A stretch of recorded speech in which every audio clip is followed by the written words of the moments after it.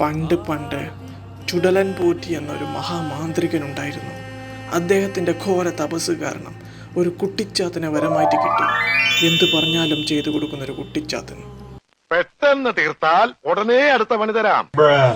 തീരുമ്പ പണി തരാൻ ഞാൻ എന്താ കുപ്പിന്ന് വന്ന ഭൂത?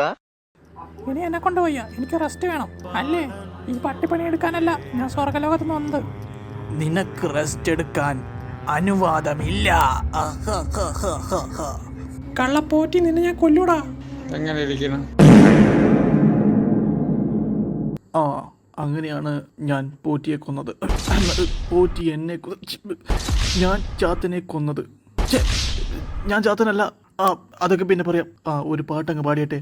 ഊമ്പ്ര ഊതമ്പ്രാട്ടി തമ്പ്രാൻ തനീ നാടൻ മല്ലൂമീനാട് പോതോ മഴയാ.